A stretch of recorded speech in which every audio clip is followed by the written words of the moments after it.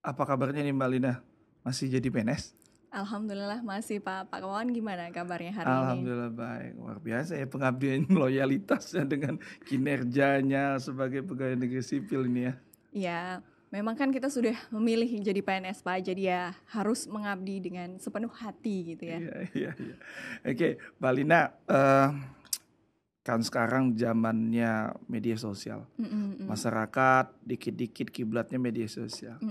Ya pegawai negeri juga suka gitu kan. Nah, di media sosial ini kan kalau berita-berita terkait dengan pegawai negeri sipil, entah itu kenaikan gaji, kenaikan tunjangan, atau pembayaran gaji 14 dan gaji 13 PNS itu masyarakat kelihatannya cukup banyak yang julid gitu ya. Iya. Itu kira-kira kenapa ya? Kok bisa gitu? Iya, kalau ada berita seperti itu tuh seperti semua mata tertuju pada kita gitu ya Pak Iya. ya, langsung disorot gitu. Padahal kalau misalnya kita lihat kenaikan gaji PNS itu ada pada gaji pokok ya kan Pak? Hanya dari gaji pokok. Iya. Sampai saat ini hanya dari gaji pokok kenaikannya. Iya, dan sebelum tahun 2024 terakhir kali naik itu tahun 2019. 19, ya. Dan kalau kita bandingkan kenaikannya alhamdulillah gitu ya. Alhamdulillah ya. Iya. Berkisar 5 dan 6% saja ya gitu Iya, kan. Ya alhamdulillah gitu. Jadi ya dengan kenaikan itu dan juga ada tanggung jawab yang harus kita laksanakan gitu ya, disyukuri saja Pak, ya kan? Iya. Ya alhamdulillah masih jadi pegawai negeri sipil. Dan ini memang agak unik nih berita tentang pegawai negeri sipil di media sosial ya. Karena kalau kita lihat tuh banyak juga berita-berita PNS yang dijulitin sama netizen Indonesia sama masyarakat. Tapi fenomena ini terbalik gitu Mbak Lina. Pada saat pemerintah membuka lowongan pekerjaan sebagai seorang pegawai negeri sipil. Iya, Justru yang daftar tuh banyak banget. Iya, animo masyarakat itu Tinggi sekali. Betul, Nah, jumlah betul. yang daftar kan banyak gitu. Itu kenapa ya kok bisa berbanding terbalik gitu? Ya, sampai kalau kita lihat di media sosial ketika ada lowongan CPNS gitu ya Pak, sampai ada meme gitu ya. Ada meme. Iya, bahwa menjadi PNS itu adalah calon menantu idaman gitu ya. Oh ya, jadi PNS itu calon menantu idaman. Jadi karena hari Senin itu Iya, banyak jadi juga banyak gitu banyak pengen yang ingin gitu. mendaftar jadi PNS Ya. gitu. Seperti di layar ini ya Mbak ya. Ternyata PNS itu salah satu profesi yang diidamkan oleh calon mertua. Iya. Kenapa kira-kira kok bisa begitu? Ya karena kalau misalnya kita lihat kalau kita flashback ya pada saat pandemi gitu, kan banyak ya berita-berita tentang PHK seperti itu. Sementara PNS aman tuh gak ada PHK. Belum ada atau kita tidak melihat ya berita PHK PNS atau ada pengurangan pegawai gitu ya. Gitu. Jadi itu mungkin menjadi salah satu alasan atau mungkin juga muncul mindset di masyarakat bahwa PNS ini merupakan profesi yang stabil gitu. Stabil. Iya. Atau berita-berita seperti ini juga gitu karena PNS itu ada fasilitasnya. Seperti soal beberapa waktu yang lalu kan ada berita tentang PNS akan ditempatkan di IKN gitu, kemudian dikasih apartemen lah, dikasih fasilitas, dikasih rumah susun dan lain sebagainya. Jangan-jangan itu juga yang menambah pegawai negeri sipil ini pada saat lowongan itu dibuka naik jumlah yang pengen jadi PNS itu pendaftarnya. Bisa jadi, maksudnya banyak gitu kan benefit-benefit yang disonding gitu kan sama sosial media gitu. Termasuk juga mungkin ketika nanti kita pensiun kan ada ini Pak. Uang pensiun. Iya, uang pensiun. Iya kan. Jadi itu menjadi daya tariknya ya. Seperti magnet yang membuat orang atau masyarakat ini pengen jadi PNS ya, seperti di layar ini kan. Ada jaminan hari tua katanya jadi PNS. Iya. Tapi ya tetap aja masih banyak yang julid gitu ya. Atau jangan-jangan yang julid itu karena gagal tes jadi PNS ya. Iya. Nah, ngomong-ngomong nih Mbak Lina, kita tahu nih kan, PNS itu kan jumlahnya sudah banyak, sudah 4,3 juta lebih PNS. Harusnya linier dong. dengan pelayanan publiknya itu bisa terlaksana berimbang. Artinya semakin baik gitu semakin baik, kemudian makin cepat, kualitasnya juga makin baik, kemudian birokrasinya juga akan semakin mudah ditempuh oleh masyarakat. Tapi pada kenyataannya masyarakat masih banyak yang ngeluh nih soal pelayanannya pegawai negeri sipil. Atau jangan-jangan memang PNS ini gaya kerjanya santai, Mbak? Ya, memang kadang-kadang tuh ada stigma-stigma seperti itu ya di masyarakat. Tapi kalau kita berkaca pada diri kita sebagai PNS kan, kita selama 1 tahun itu memiliki sasaran kinerja pegawai ya Pak ya. SKP. Iya, kita punya SKP di mana di situ ada target-target yang harus kita capai. Setiap gitu. Bulannya, jadi sudah ditentukan ya bulan jelas. ini berapa target persentasenya gitu ya. Dan nanti ditunggu di akhir tahun realisasinya. Iya, dan dinilai juga kan Pak. Dan kalau misalnya kita tidak bisa optimal untuk mencapai SKP itu kan berdampak juga pada karir kita kan, pada jenjang karir kita. Jadi termasuk dengan dampaknya juga dengan organisasi. Gitu jadi kalau kita memang berkaca pada itu atau berpedoman pada SKP itu seharusnya sih kerja sama itu nggak ada ya. Iya. Karena semua sibuk mencapai target-target kinerjanya ya. Betul. Iya. Ya sebenarnya benar juga kalau kita angkat SKP itu menjadi sebuah reasoning, kita nggak santai kerjanya. Tapi itu kan kalau kondisi normal Mbak. Tapi karena sekarang ini kita tahu sejak awal tahun 2025 efisiensi dan realokasi anggaran dialihkan kepada anggaran-anggaran yang urgent menurut pemerintah kita saat ini. Itu kan akhirnya akan mengubah target kinerja kita akan berkurang. Ya, disesuaikan ya. Ya, disesuaikan target kinerja kita di dalam SKP itu. Terus makin santai dong PNS ini kerjanya karena targetnya kecil atau berkurang. Ya seharusnya nggak kayak gitu ya Pak. Harusnya nggak kayak gitu ya. Terus gimana dong? Ya karena kan pekerjaan itu kita melihatnya tidak hanya sekedar target itu atau mungkin juga penghasilan, gaji atau tunjangan kinerja ya. Tapi pekerjaan itu juga bisa memenuhi kebutuhan kita yang lain gitu. Jadi kalau menurut self determination theory nih Pak ya. Oh, ada teorinya. Apa itu? Jadi kita itu memiliki 3 basic gitu ya, 3 basic needs. Yang pertama adalah otonomi, kemudian yang kedua ada competence, yang ketiga itu ada relatedness. Jadi pekerjaan itu bisa juga sebagai sarana kita untuk mengeluarkan ide-ide kreatif kita ya, pemikiran kita. Kemudian juga sebagai tempat kita untuk belajar hal baru, belajar skill baru gitu kan kalau kita bekerja, dan juga berhubungan dengan orang lain. Karena kita kan bagian dari sebuah organisasi ya, atau juga kita bagian dari tim. Teamwork Jadi pekerjaan itu bisa memenuhi kebutuhan kita dari sisi itu gitu. Jadi ada aktualisasi diri yang harus dilakukan oleh individu-individu dalam organisasi. Betul. Ya. Oke, nah sekarang kan kalau kita bicara SKP itu kan soal kinerja. Kebanyakan kita, atau bukan kebanyakan, saat ini kinerja kita masih sebatas output.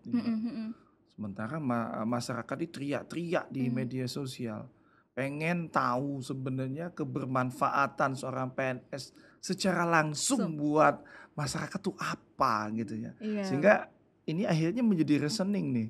PNS pengen ada kenaikan gaji, ada kenaikan tunjangan ketika target kinerja ditambah, beban kerja ditambah. Beban kerja harus gitu ditambah, kan kebanyakan yang kita dengar dari obrolan teman-teman ya. Terus gimana kalau gitu?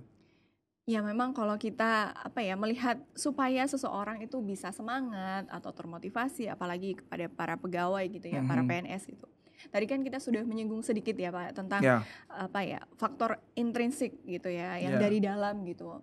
Memang kita tidak bisa memungkiri bahwa motivasi ekstrinsik atau eksternal itu juga ada gitu. Salah satunya yang tadi Pak Wan bilang, yaitu gaji mungkin, tunjangan kinerja. Jadi memang itu juga bisa menjadi bahan pertimbangan ya. Tapi tentunya kalau pada akhirnya nih gaji kita naik ya kan, tentunya pasti akan ada penyesuaian kan, target-targetnya seperti apa gitu. Jadi memang harus selaras gitu. Jadi kalau gaji sama tukinnya ditambah, ya kinerjanya juga harus semakin. Jadi kalau pengen ada kenaikan tunjangan atau gaji ya harus linear dengan kenaikan kinerjanya ya, tingkat kinerjanya. Jadi harus sesuai gitu kan. Nah ngomong-ngomong soal kinerja nih Mbak, kan kinerja itu kan berbagai macam faktor ya penyebab untuk dimotivasi kenaikannya. Bisa intrinsik tadi dan ekstrinsik. Nah ada faktor yang sebenarnya ekstrinsik ya, soal tentang kenyamanan bekerja. Nah ini kan teman-teman PNS ini kan tetap butuh yang namanya kenyamanan dalam bekerja bekerja gitu ya, di dalam lingkungannya, juga termasuk kaitannya dengan pimpinan. Ketika pemimpinnya suka marah-marah nggak jelas gitu kan, ngasih target yang abnormal gitu ya, tidak realistis tidak gitu ya. realistis dalam waktunya, pengerjaannya. Jadi kan ini akan membuat teman-teman ini mungkin saja makin hopeless ya, atau malah sampai stres gitu. Iya, sampai mungkin bahunya tegang gitu. Iya. Karena saking stresnya gitu. Dipikirin gitu ya. Jadi tegang kepalanya. Betul. Terus gimana itu untuk ngatasinya, Mbak Lina? Iya. Jadi kalau memang kita sudah merasa stres atau merasa merasa tidak nyaman gitu ya dengan lingkungan kerja, kita juga bisa mengalihkan energi kita untuk mengurangi atau mengelola stres itu gitu kan. Caranya gimana? Olahraga misalnya. Oh betul. Ya kan? Jadi kegiatan lain ya. Banyak teman-teman kita kan juga yang hobinya olahraga, lari atau apa gitu kan. Tapi bukan lari dari tugas kan? Lari untuk menambah semangat. Oh, menambah semangat. Ya, gitu. Kemudian juga stretching, kan kita tuh kerja pasti duduknya lama ya. Oh iya, gitu. peregangan ya. Peregangan. Ya, kemudian juga bisa membuat tempat kerja atau meja kerja gitu lebih nyaman gitu ya, rapi seperti itu. Jadi harapannya dengan dengan pengalihan kegiatan itu kita bisa punya tenaga baru gitu ya, dan punya semangat baru untuk terus bekerja gitu, untuk datang ke kantor menyelesaikan tugas seperti itu. Ini kita dari tadi ngomongin PNS secara umum nih. Saya jadi kepo nih. Saya jadi pengen tahu nih. Mbak Lina masih bangga jadi PNS, sementara gaji PNS kan lebih kecil dari swasta. Alhamdulillah masih bangga. Masih bangga ya? Iya, masih. Karena ya sesuai kita punya core value ya, dan juga employer branding ya. Bangga melayani bangsa. Betul, berakhlak, bangga melayani bangsa gitu. Jadi ya kita harus. Itu salah satu kebanggaan kita bisa mengabdi kepada negara ya. Betul, menjadi bagian dari pemerintahan. Iya, jadi ya nggak tinggi juga kita ngomongnya soal pengabdian pengorbanan ya. Ini ngomong-ngomong kan pengabdian pengorbanan itu kan tetap saja kita manusia biasa gitu kan, pengen ada apresiasi. Nah gimana sih sebenarnya caranya supaya kita dapat pemimpin yang memang memberikan apresiasi atas kinerja pegawai negeri sipilnya. Dalam bahasa kerennya tuh reward dan punishmentnya memang ditempatkan dengan baik gitu. Iya. Jadi memang kita kan punya pekerjaan ya Pak, kita juga punya beban-beban kerja seperti itu. Jadi harapannya reward yang kita dapat selain tadi gaji dan lain-lain gitu ya, kita juga bisa mendapatkan apresiasi juga dari pimpinan ya kan. Kita sudah mengeluarkan usaha atau upaya untuk menyelesaikan tugas sebaik mungkin, ya harapannya bisa diapresiasi oleh pimpinan gitu ya. Bentuknya macam-macam ya. Ada yang biasanya memberikan reward dalam bentuk sertifikat sebagai PNS teladan atau PNS dengan berkinerja terbaik bulan ini gitu ya. Employee of the month gitu ya. Ada yang juga dalam bentuk beasiswa kadang-kala. Betul. Supaya kita tetap merasa diapresiasi usaha-usaha kita itu. Nah, ini ngomong-ngomong, berarti kan kita dari tadi ngomongin tentang faktor ekstrinsik dan intrinsik. Nah, kalau dua faktor itu sudah dicoba, tapi pegawai negeri sipil masih belum up nih, motivasinya belum naik nih, atau kinerjanya masih sama gitu ya? aja, masih begitu-begitu aja. Ini PNS kudu gimana nih Mbak Lina? Kita juga bisa merefleksikan, maksudnya refleksi lagi, apakah memang penempatannya sudah sesuai gitu kan? Bisa jadi kinerjanya kurang optimal tuh karena adanya ketidaksesuaian skill gitu ya, skillnya apa, pekerjaannya apa. Jadi itu juga bisa menjadi salah satu faktor yang bisa mempengaruhi orang tuh tidak bisa optimal dalam bekerja. Mungkin tekniknya bisa dengan job fit ya, dia di rolling ke tempat bidang lain, atau bahkan dimagangkan ke tempat yang berbeda sehingga ada pengalaman baru mungkin ya. Jadi semangat baru gitu kan, karena belajar. Atau malah promosi jabatan, naik jabatannya ya menjadi lebih tinggi.